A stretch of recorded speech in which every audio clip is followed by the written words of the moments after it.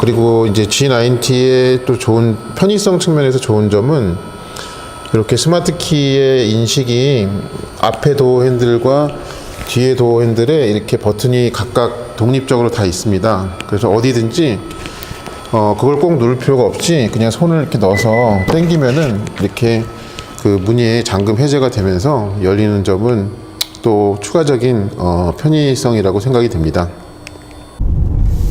이제 당연히 고급차기 때문에 당연한 말씀처럼 들리실 수는 있겠습니다만 이 몸에 닿는 부분의 가죽 마감들이 굉장히 좀 고급스럽고 그게 좀 이 차에 탄 사람으로 하여금 굉장히 좀 안락함을 줍니다. 특히 가죽은 나파 가죽이 들어가 있는데 시트 같은 경우에는 좀 이렇게 표면을 손가락으로 이렇게 만져보면 그 굉장히 매끈하게 처리가 되어 있습니다. 네, 그래서 좀 그런 부분도 굉장히 좀 퀄리티에 신경을 많이 쓴 것으로 이렇게 좀 느껴지고 촉감, 특히 이제 스티어링 휠의 가죽도 촉감이 굉장히 좋습니다. G90가 나오면서 이렇게 가운데 멀티미디어 모니터가 그 유저 인터페이스가 바뀌었습니다.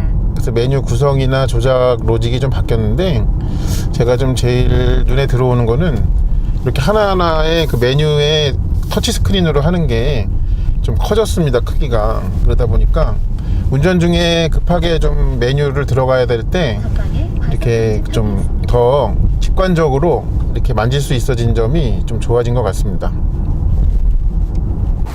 그리고 이렇게 버튼류를 보면요, 그 좀 되게 고급스럽게 마감이 되어 있는 것뿐만 아니라 이렇게 눌렀을 때 이 불빛이 그 켜지는 그 스르륵 켜지는, 네, 그리고 다시 꺼지는 그런 모습들도 좀 일반적으로 저희가 보아온 그 현대차와는 조금 다른 부분이 아닌가 그렇게 여겨집니다.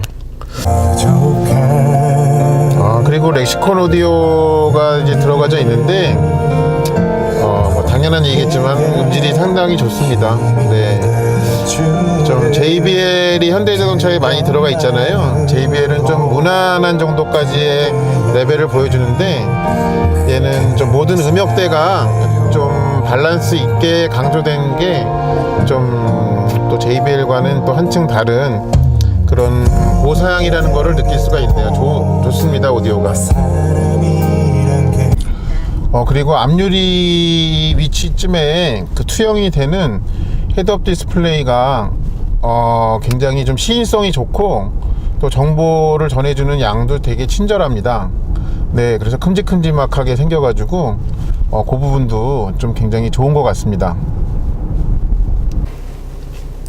이제 G90에는 이렇게 좀 색다르게 생긴 기어 레버가 있는데요. 셀렉터 레버가 있는데, 네, 이제 전자식 변속 레버라고 그렇게 부르고 있습니다.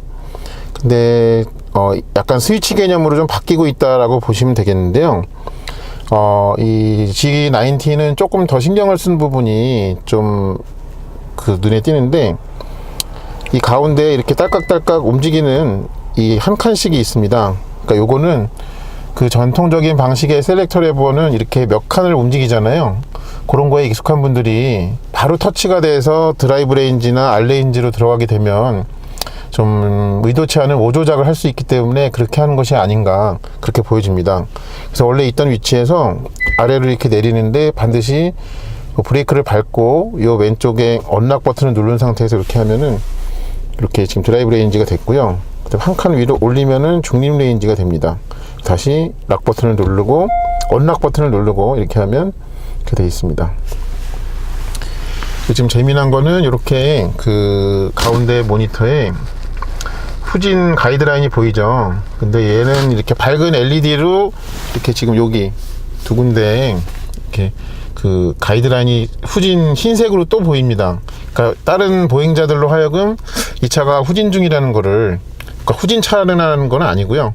라는 걸 좀 보여주는 그런 게 있는데, 그게 이 서라운드 뷰 모니터에서도 나타나는 점이 좀 눈에 띕니다. 이 차에는 8단 자동 변속기가 들어가 있잖아요. 네, 이 단수를 계속 높이는 이유 중에 또 큰 하나는 바로 이렇게 고속도로 고속주행에서 엔진 회전수를 최대한 낮게 유지할 수가 있습니다. 지금 거의 100km 가까이 이렇게 될 때 지금 엔진 회전수가 굉장히 낮은 1500rpm 안팎을 보여주고 있잖아요. 네, 그래서 이것은 결국 엔진을 덜 돌려도 된다라는 뜻이 되기 때문에 고속주행에서의 연비가 좀 향상되는 그런 효과가 있습니다.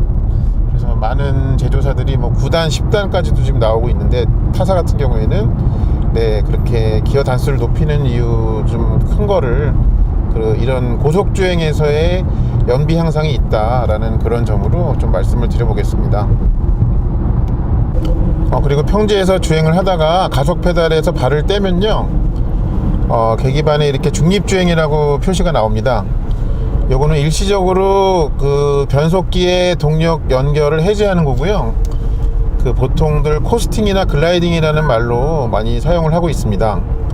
근데 이게 그 에코 모드일 때 이렇게 좀 그 가속 페달에서 발을 떼면 그럼 중립주행이라고, 이게 동작하는 중이라는 것까지 안내 문구를 띄우는 이런 친절성을 갖고 있네요.